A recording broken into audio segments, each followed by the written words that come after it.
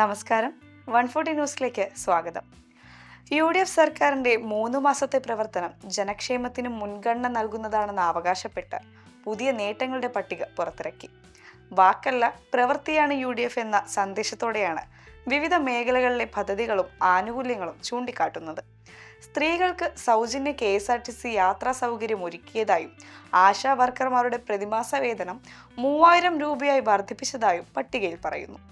Operation തൂഫാൻ വഴി നിരവധി ഇടപെടലുകൾ നടത്തിയെന്നും റേഷൻ കടകൾ, സപ്ലൈകോ, മാവേലി സ്റ്റോറുകൾ എന്നിവിടങ്ങളിൽ എല്ലാ സജ്ജീകരണങ്ങളും ഉറപ്പാക്കിയെന്നും അവകാശപ്പെടുന്നുണ്ട്. അങ്കണവാടി ജീവനക്കാർക്കും പാചക തൊഴിലാളികൾക്കും പ്രതിമാസം 1000 രൂപ വീതം വർദ്ധിപ്പിച്ചതായും കിടപ്പു രോഗികൾക്കും ക്യാൻസർ രോഗികൾക്കും ഒറ്റയ്ക്കുള്ള രോഗികൾക്കും ലഭിക്കുന്ന സഹായങ്ങളിൽ വർധന വരുത്തിയതായും പറയുന്നു. 7 വർഷത്തിന് ശേഷം KSRTC പെൻഷൻകാരുടെ പ്രതിമാസ പെൻഷൻ 1250 രൂപയായി അനുവദിച്ചതായും പട്ടികയിൽ ചൂണ്ടിക്കാട്ടുന്നുണ്ട്. കുടുംബശ്രീ ജീവനക്കാർക്ക് ഓണം ഉത്സവ ബത്തയായി 1200 രൂപ നൽകിയതായും ലോട്ടറി ജീവനക്കാർക്ക് ഓണം ഉത്സവ ബത്തയായി 1000 രൂപ നൽകിയതായും അവകാശപ്പെടുന്നു.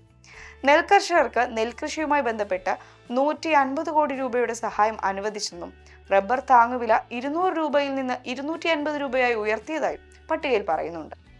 സർക്കാർ കോളേജുകളുടെ അടിസ്ഥാന വികസനത്തിനായി 45 കോടി രൂപയും തേങ്ങ, പച്ചക്കറി തുടങ്ങിയ കാർഷിക ഉൽപ്പന്നങ്ങൾക്ക് പ്രത്യേക സഹായവും പ്രഖ്യാപിച്ചതായി പറയുന്നു. ക്യാൻസർ രോഗികളുടെ ചികിത്സയ്ക്കായി 14.40 കോടി രൂപ അനുവദിച്ചതായും ലൈഫ് മിഷൻ ഭവന പദ്ധതിക്ക് 544 കോടി രൂപ അനുവദിച്ചതായും അവകാശപ്പെടുന്നുണ്ട്. വിദ്യാർത്ഥികളുടെ സ്കോളർഷിപ്പ് കുടിശ്ശികയായി 310 കോടി രൂപ നൽകിയതെന്നും 2024 ഉരുൾപൊട്ടലിൽ വീടുകൾ നഷ്ടപ്പെട്ട കുടുംബങ്ങൾക്ക് 248 കോടി രൂപയുടെ സഹായം നൽകിയതായും പട്ടികയിൽ പറയുന്നുണ്ട്.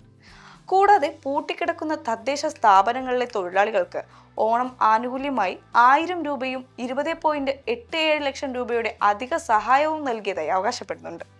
സർക്കാർ ജീവനക്കാർ, അങ്കണവാടി ജീവനക്കാർ, എയ്ഡഡ് അധ്യാപകർ തുടങ്ങിയ വിഭാഗക്കാർക്കും വിവിധ ആനുകൂല്യങ്ങൾ അനുവദിച്ചതായി പട്ടികയിൽ പറയുന്നുണ്ട്. ജനക്ഷേമം, വികസനം, ജനകീയ ക്ഷേമ പദ്ധതികൾ എന്നിവയിൽ ശ്രദ്ധ കേന്ദ്രീകരിച്ചാണ് സർക്കാരിന്റെ പ്രവർത്തനമെന്നാണ് UDFന്റെ അവകാശവാദം.